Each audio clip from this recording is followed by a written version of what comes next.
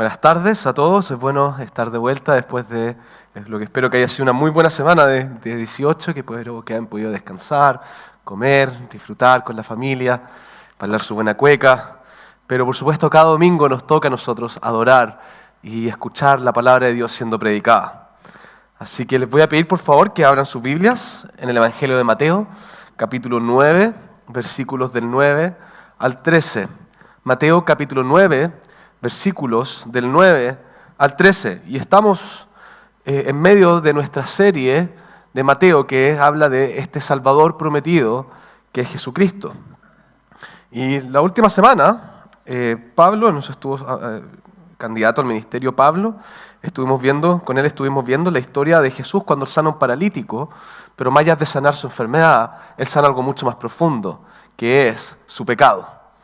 Y Jesús dice, yo tengo autoridad no solamente para sanar, dice, yo tengo autoridad ¿para qué? Para perdonar los pecados. Y hemos visto cómo este Jesús que tiene esta autoridad divina, ahora, ya mostrada su autoridad divina, lo que va a hacer ahora, va a mostrarnos a nosotros cómo Él mismo ejerce su gracia con los pecadores, siendo Él Dios y siendo Él santo, justo y perfecto. Él extiende su gracia a los pecadores. Leamos la palabra del Señor.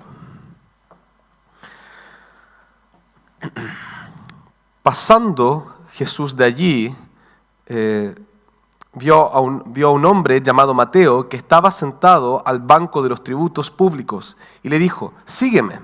Y se levantó y le siguió.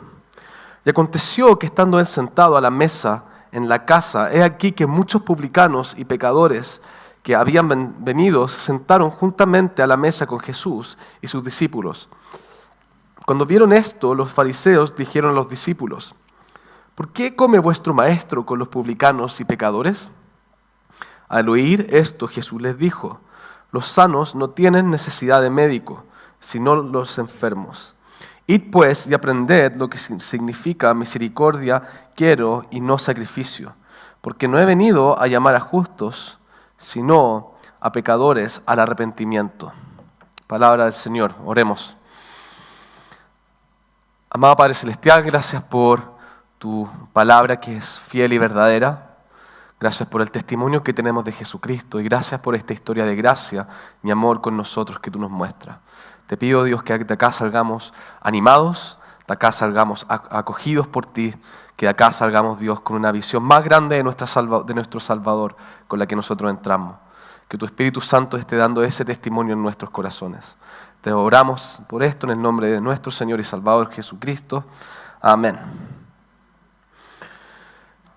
Yo sé que los años han pasado y ya mi generación no es tan joven, pero cuando yo era chico, una de las series que más se veían en televisión pública era El Chavo del Ocho.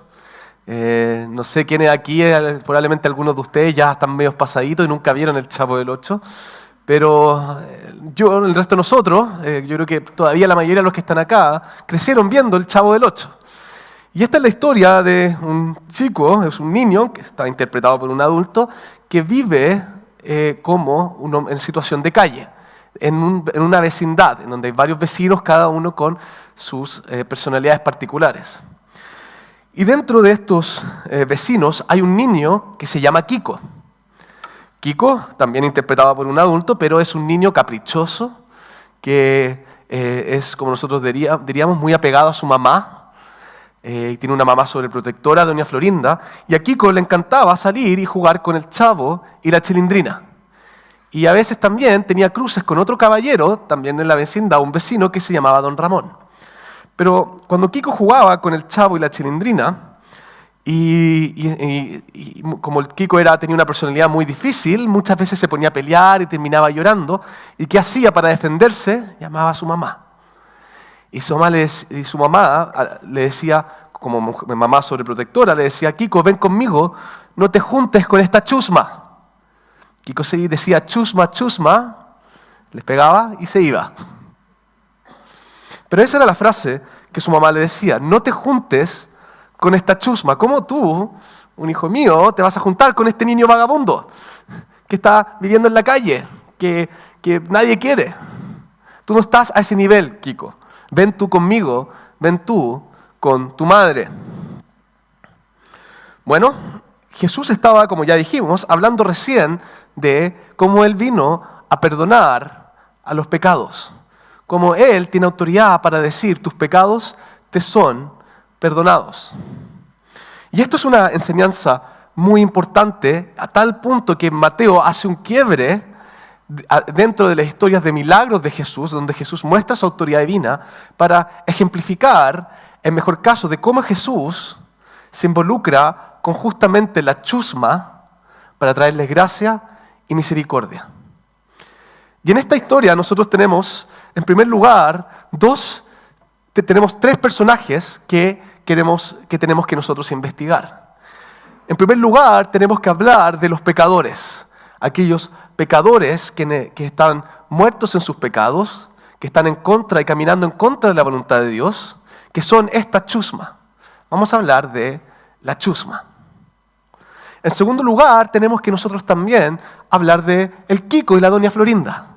Es decir, de aquellas personas que están aparentemente en un nivel superior, que creen ser mejores que la chusma, que creen que no necesitan de esa gracia.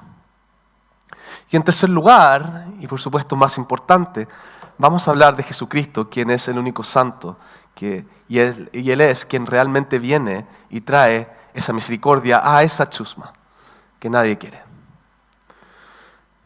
Entonces, vamos por parte, hablemos primero de esta chusma. Y lo interesante es que el primero de esta chusma, ¿cómo se llama? Mateo. Mateo. ¿Cómo se llama el evangelio que estamos estudiando? Mateo. Es interesante que a la hora de tener que ejemplificar quiénes son los pecadores, Mateo, quien es el autor de este texto, que con toda probabilidad es el Mateo de esta historia, el primer pecador que se le viene a la cabeza, la primera chusma que se le viene a la cabeza, ¿quién es? Él mismo. Esto es como una especie de cambio, para quienes sepan lo que es un cambio, o alguien que básicamente Mateo se puso ahí casi como encubierto adentro de la historia. Pero esto es importante, porque si bien antes lo importante era la identidad de Jesús, ahora el foco cambió a su misión. Y su misión tiene que ver con hombres pecadores como Mateo. Y para ilustrarnos la misión de Jesús, de perdonar pecados, que es lo que Mateo quiere hacer, Mateo ilustra el problema del pecado con el mejor ejemplo que se le puede ocurrir, que es el mismo. Y miremos el versículo 9. Pasando Jesús de allí, vio un hombre llamado Mateo que estaba sentado al banco de los tributos públicos y le dijo, sígueme, y se levantó y él le siguió. Y ustedes dirán, bueno, ¿por qué Mateo está representado acá como un pecador? ¿Qué hay de él? Él está sentado en el lugar de los tributos públicos, es decir, él era un cobrador de impuestos. ¿Por qué hace eso de él un pecador tan miserable? Yo sé que a nadie le gustan los cobradores de impuestos, que a nadie nos gusta el hecho que cada vez que compramos algo tenemos que pagar el IVA, pero todos entendemos que es una labor importante dentro de nuestra sociedad. Pero en esa época tenemos que entender que ser cobrador de impuestos era un oficio particularmente impopular. Y de hecho, si nosotros miramos el versículo 10, nosotros vemos que cuando Jesús se sienta con los publicanos están dichos en el mismo aliento que ¿quién? Publicanos y pecadores. Es decir, son tratados al mismo nivel que pecadores. Y en este caso, pecadores también tienen una connotación fuerte. Y para esto tenemos que entender un poco de contexto. Hay dos principales razones por las cuales los cobradores de impuestos o publicanos, publicanos es sinónimo para cobrador de impuestos, eran despreciados, son dos razones. Y para ser honesto, ninguna de estas dos razones son sin sustento. Hay buenas razones por las cuales tenían la fama que ellos tenían.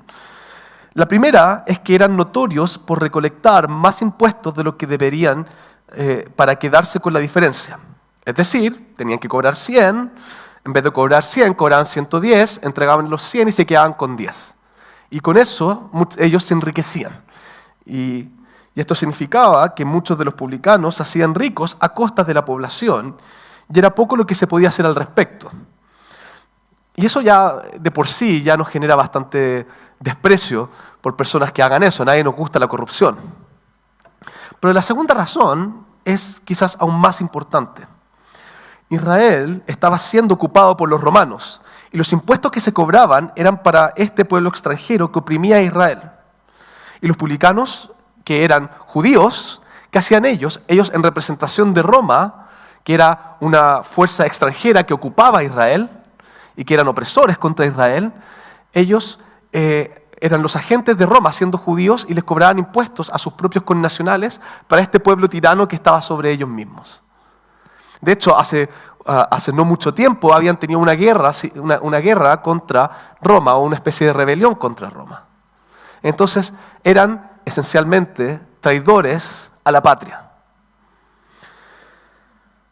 Y déjenme intensificar esto aún más, porque esto es más intenso aún si consideramos que en esa instancia Israel era el pueblo de Dios. Y muchos de ellos, su esperanza, a veces mal enfocada, pero su esperanza era que esa tierra particular era justamente en donde se iban a cumplir todas las promesas futuras del Señor.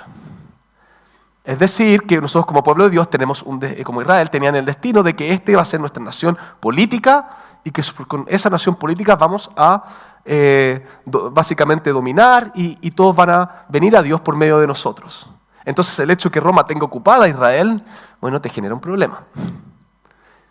Entonces eran vistos no solamente como traidores a la patria, eran también vistos como traidores en contra del pueblo de Dios y por lo tanto traidores en contra de Dios mismos. Y ellos mismos probablemente lo sabían y lo hacían igual. Y Mateo era uno de ellos, equiparado con pecadores. Y dentro de pecadores también, por ejemplo, hay figuras como prostitutas, ladrones, personas impuras, totalmente despreciables. Él era una de las personas que estaban entre las más despreciables de la sociedad judía. Pero mírense lo interesante de esto, de Mateo, que es uno de los miembros de esta chusma. Él es abierto con esto, mostrándonos que si se trata de ser pecador, él era el primero de ellos. Él mira su situación no como el apóstol que en sí mismo tiene mucha virtud, sino que él se mira a sí mismo como el apóstol Pablo se miraba en 1 Timoteo 15, cuando él se describe a sí mismo como el primero de los pecadores. Y yo creo que tenemos mucho que aprender respecto de eso, porque nosotros mismos somos parte de esta chusma. Somos partes de estos pecadores y en algún tiempo nosotros éramos aquellos que atentaban en contra de Dios.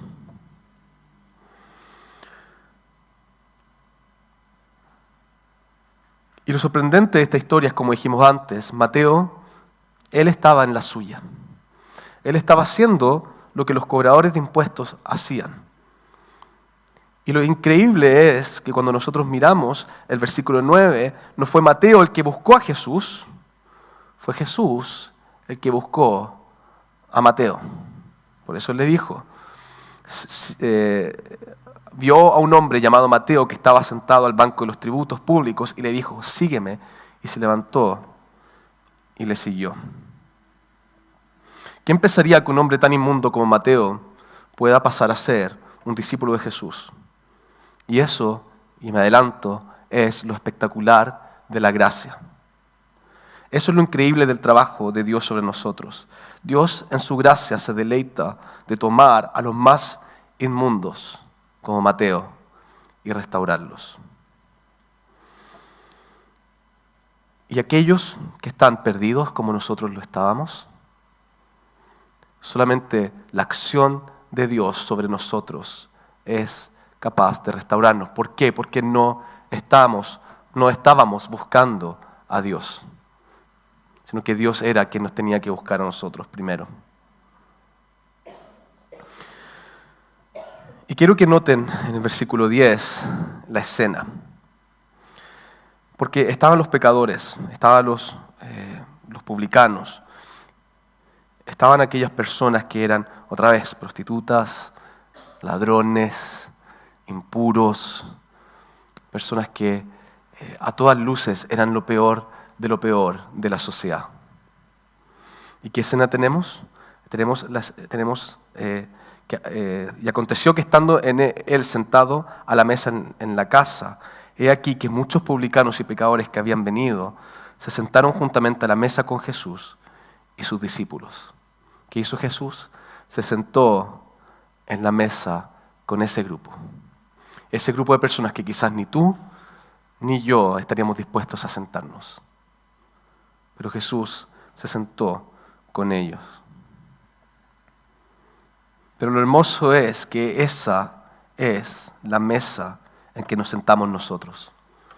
Porque muchos de nosotros éramos pecadores escandalosos, personas que no cumplieron con la ley de Dios, personas que tenían malos pensamientos, personas que mienten, que engañan, pelan, roban, que nos enojamos rápidamente.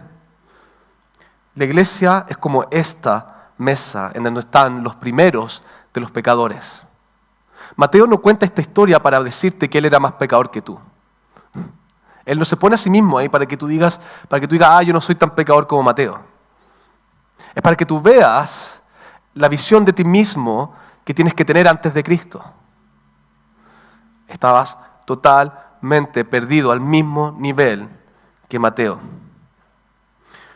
Pero lo hermoso es que fueron muchos los pecadores que se sentaron en esa mesa y somos muchos los pecadores que nos sentamos en la mesa hoy y compartimos y tenemos comunión con Cristo. Si eres parte de la chusma. Buenas noticias para ti, Cristo se sienta con la chusma.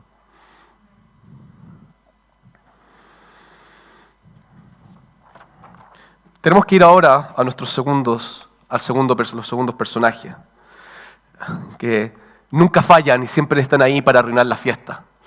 Versículo 11. Cuando vieron esto, los fariseos dijeron a los discípulos, ¿por qué come vuestro maestro con los publicanos y pecadores? Ya vimos anteriormente cómo los fariseos estaban escandalizados con Jesús, con el hecho de que Jesús podía perdonar pecados. Pero los fariseos, quienes son nuestros sospechosos de siempre, no habían acabado con hacer de las suyas, porque para ellos, lo que ellos estaban viendo de Jesús era completamente escandaloso. Porque ustedes probablemente han escuchado el dicho, dime con quién tú andas y yo te diré quién eres. Bueno, la misma lógica aplicaba ahí. Porque ellos vieron que Jesús se sentaba con estas personas despreciables, personas que con poca estatura moral, personas que ninguno querría que sus hijos los tuvieran como amigos, o que sus hijos se casaran con alguno de ellos. Entonces, ¿qué hacen ellos cuando ven a Jesús sentados con los pecadores? Se escandalizaban. Y sentarse a comer en esa época es incluso más fuerte que para nosotros. Hay una intimidad en sentarse a comer con alguien. Hay una relación que se establece cuando uno se sienta en la mesa y parte el pan junto con alguien. Y tomemos en cuenta quiénes son los fariseos. ¿Quiénes son estos legalistas? Los fariseos, como hemos dicho antes, son los maestros de su época. Aquellos hombres religiosos que enseñaban e interpretaban la ley. Eran considerados los hombres más santos y más respetables. Pero nosotros vimos también cómo Jesús los describe en el Sermón del Monte. Ellos efectivamente se mostraban como santos, pero lo hacían para que los vieran y no lo hacían de corazón. Jesús decía, amaban el orar de pie para que todos los vieran, en las sinagogas y en las calles. Amaban hacer obras de justicia, pero ¿para qué? Para que los vieran. Y por supuesto que ellos se jactaban de su propia santidad, y parte de eso era que ellos, para preservar su santidad, no se juntaban con pecadores. Jamás hubiesen sentado en la mesa con personas como ellas, al revés, se escapaban de ellos como plaga. Y no hubiesen tenido jamás comunión con esas personas. Y por eso que tenemos esta reacción que nosotros vemos en el versículo 11. Porque ellos mismos Estaban viendo, bueno, si dicen ustedes que Jesús es un maestro como nosotros, ¿cómo es posible que Él no viva bajo el mismo estándar que nosotros? Y eso implica no juntarnos con personas pecadoras. Pero quiero que noten ustedes la ironía de la situación. Porque si bien ellos eran los maestros de la ley, los hombres religiosos más respetables, eran los pastores de su época. Eran los eruditos quienes escribían los comentarios bíblicos, los libros de teología, eran quienes esperaríamos que fueran los más entendidos. Los que supuestamente estaban más cerca de Dios, son ellos mismos que no entendían los propósitos de Dios en Jesucristo. Eran los mismos que no entendían la misión que había sido revelada en el Antiguo Testamento, donde ellos eran supuestamente expertos para el Mesías. Y lo que tenemos acá de ellos es que cuando ellos ven la misión de Jesús, que es venir por pecadores, hay desprecio, hay orgullo y juicio. Hay un sentido de superioridad. Ellos ven a los pecadores y a aquellos que caminan como si fueran perdidos y por lo tanto no merecen misericordia y amor. Son inferiores a ellos mismos, a tal punto que no se quieren asociar. En otras palabras, esto es esnobismo espiritual. Y no solo eso, sino que estas personas, al ser tan inmundas y tan sucias, ni siquiera voy a ir a corregirlas. No hay salvación posible para ellas. No hay opción de guiarlas en la santidad. No hay opción de caminar con ellos. No merecen ninguna gracia. Y este desprecio, por lo demás, es alimentado también por una visión distorsionada de ellos mismos. Se han puesto a ellos mismos en un pedestal sobre los demás y que ellos no tienen. Y la palabra para describir esto es orgullo. Y es más irónico si consideramos que ellos eran maestros del Antiguo Testamento y se olvidaron del Salmos 14, que dice lo siguiente: Jehová miró desde los cielos sobre los hijos de los hombres para ver si había algún entendido que buscara a Dios. Todos se desviaron, a una se han corrompido. No hay quien haga lo bueno, no hay ni siquiera uno. ¿Cuál era el error fundamental de los fariseos? Ellos no comprendían su propio pecado. Que ellos se miraban a sí mismos como justos, cuando las Escrituras decían que no había ningún entendido y que nadie buscaba a Dios. Y es por eso que en el versículo 11 ellos dicen: ¿por qué come vuestro maestro con los publicanos y pecadores? Como si fueran otros. Como si los pecadores fueran los que están allá y no los que estamos acá. Son, como Jesús los describe, unos hipócritas, porque ellos no se dan cuenta de la viga que tienen en sus propios ojos. Y este problema, normalmente lo llamamos así, puede tener otros nombres, nosotros le decimos muchas veces legalismo, que no es un mote despectivo para la ley de Dios es buena y perfecta, pero es más bien un cumplimiento vacío de la ley. Es entender la ley de Dios afuera de la gracia de Dios. Y así como antes en el Sermón del Monte predicamos una y otra vez en contra del libertinaje y el desprecio por la ley de Dios, es decir, gracia y misericordia sin obediencia, y hablamos de la importancia de obedecer la ley de Dios, la Biblia ahora de manera muy equilibrada nos advierte en contra del error opuesto, el legalismo, que es obediencia sin gracia. Y esto nos trae una explicación importante para nosotros, porque muchas veces nosotros somos esos religiosos, fariseos, que miramos a los demás fuera de la iglesia con desprecio, sin entender que nosotros éramos como uno de ellos, y nos ponemos sobre un pedestal como si fuéramos nosotros mejores por causa de nosotros mismos. Y nos olvidamos que todo lo bueno que hay en nosotros viene por la gracia de Dios. Y no podemos olvidarnos, y tenemos que ser como Mateo, de recordarnos de dónde nos sacó Cristo. A todos nosotros Cristo nos sacó del barro más profundo, el lugar más sucio. Y Él se sentó en la mesa con nosotros y nos vistió de nuevo, nos limpió, nos hizo uno de su familia. Tengamos mucho cuidado con ponernos en posición de juicio frente a aquellos que nosotros creemos que son más pecadores que nosotros, que son menos santos que nosotros. Porque ese rol solamente le corresponde al Señor. Nosotros lo único que nos corresponde es predicar del amor y de la gracia de Jesucristo. Y la obediencia que viene, ¿por qué? Por la gracia y el amor de Jesucristo.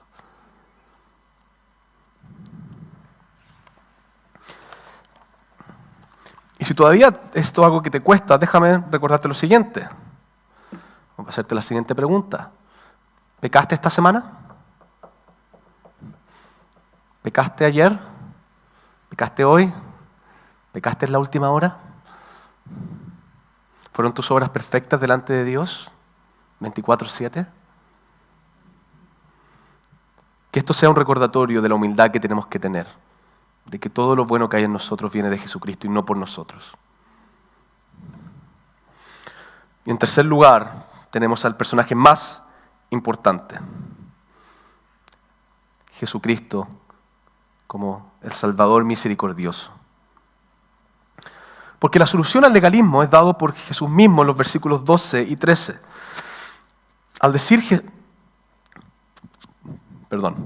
Al oír esto Jesús les dijo: los sanos no tienen necesidad de médicos, sino los enfermos. Id pues y aprended lo que significa: misericordia quiero y no sacrificio, porque no he venido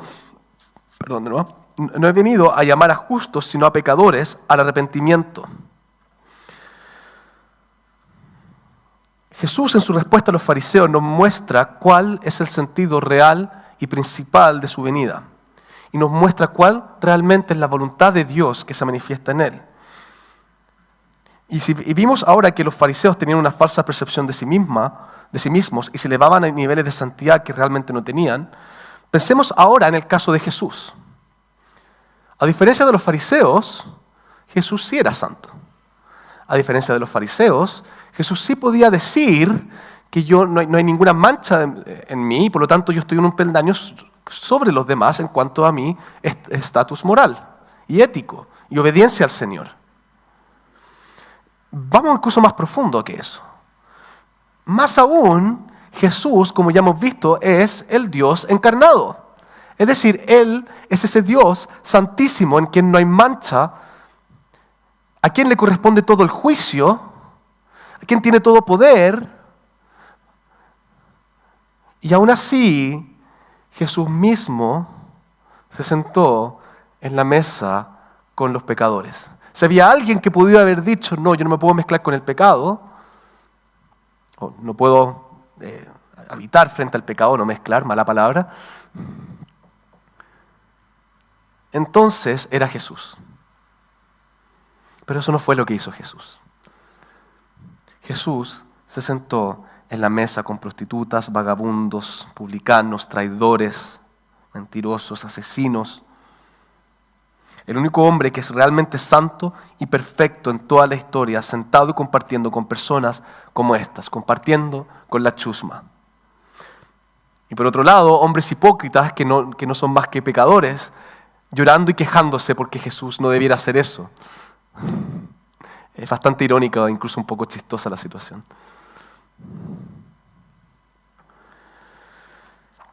Pero ¿qué les dijo Jesús a los fariseos? Que no vino para traer juicio, sino para traer misericordia. Los sanos no tienen necesidad de médico, sino los enfermos. ¿Por qué Jesús se encarnó y vino a la tierra?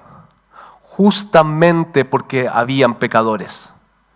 Justamente porque el pecado existía. Justamente porque habían personas como tú y yo que desesperadamente necesitaban a un Salvador. Jesús es el gran médico que viene a sanar y a salvar a los enfermos. La misión de Jesús, por eso la serie se llama El Salvador Prometido. La misión de Jesús es ser el Salvador, es el sanar la maldición del pecado. Por eso les dice a los fariseos: ustedes claramente no entienden. Porque ¿para qué hubiese venido si no hubiesen habido enfermos?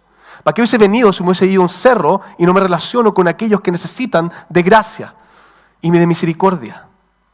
No han entendido nada. Y por eso les continúo diciendo en el versículo 13, y esto es incluso una especie de insulto porque estos son maestros de la ley, ir pues y aprender lo que significa misericordia quiero y no sacrificio, que es un texto citado de Oseas capítulo 6, versículo 6 del Antiguo Testamento. Básicamente los mandó a leer. ¿Por qué? Porque no han entendido el propósito de Dios en el Mesías. El propósito de Dios en el Mesías es traer misericordia, porque no he venido a llamar a justos, sino a pecadores. Tenemos un Señor que abunda en gracia y misericordia. Tenemos un Señor que nos amó tanto que vino a morir por enfermos y la chusma como nosotros. Es como que un rey, un maravilloso rey, hubiese ido a comer con las personas que estaban en la cárcel.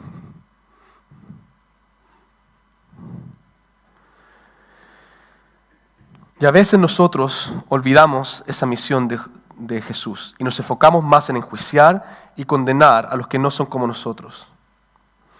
Pero ese juicio solo le corresponde a Cristo cuando Él venga. A nosotros no nos toca juzgar, sino que nos toca llamar a las personas al arrepentimiento, que por supuesto incluye denunciar el pecado. Pero lo denunciamos compartiendo la gracia de Dios y la misericordia que tenemos en la cruz. ¿Por qué? Porque esa es la gracia y misericordia que nosotros mismos hemos experimentado y recibido de Jesucristo.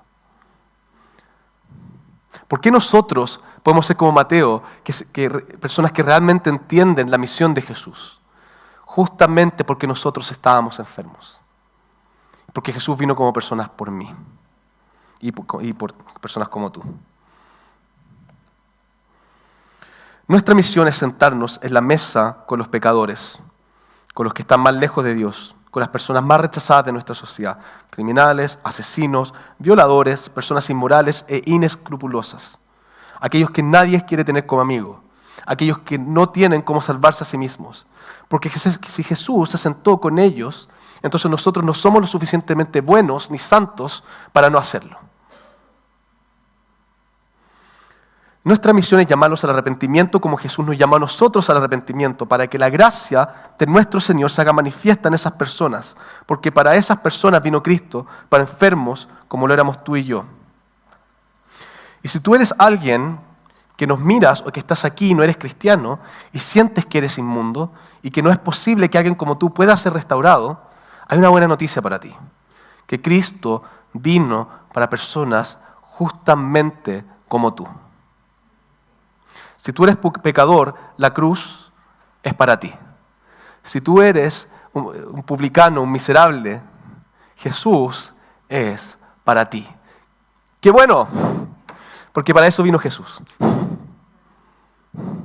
Arrepiéntete de tu pecado y abraza a Cristo, porque Él te dará gracia y misericordia en abundancia, sin importar qué tan perdido creas que puedas tú estar.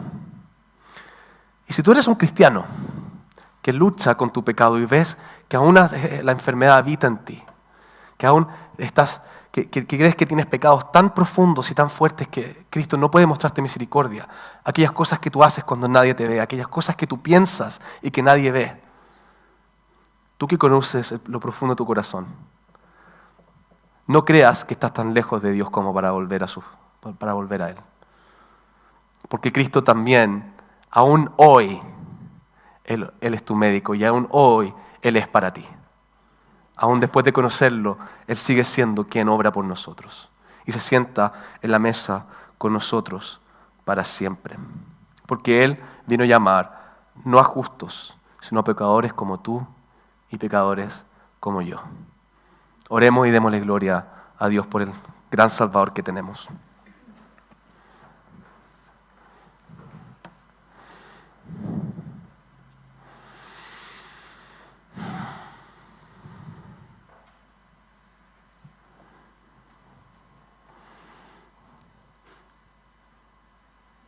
Padre justo, perfecto, santo, que no permite pasar el pecado, Señor, sin castigo. Damos gracias, Dios, porque en medio de estos atributos tuyos también existe tu amor, tu gracia y tu misericordia, que hemos recibido, Señor, abiertamente y liberalmente, Señor, de tu mano por Cristo. Gracias, Señor, gracias, Padre, por tan grande Salvador que tenemos en Jesucristo, que siendo santo perfecto, se sentó en la mesa con pecadores como nosotros.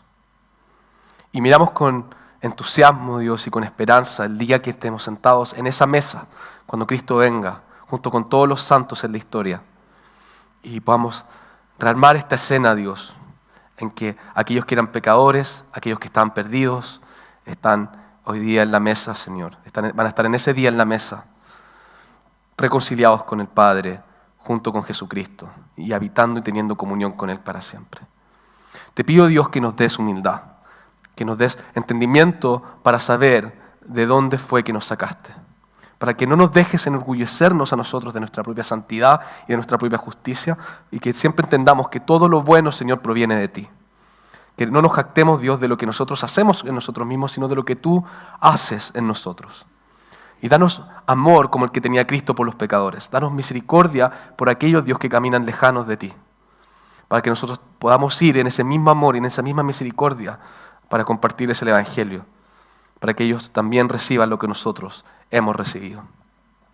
Y te pido, Dios, también que en medio de nuestro pecado, en medio de nuestras propias luchas, en medio de todas esas instancias en nuestras vidas en que no caminamos conforme a tu palabra, podamos seguir bebiendo de este manantial de gracia que es Cristo, para que seamos perseverados hasta el final, para cuando Él venga estemos junto con Él.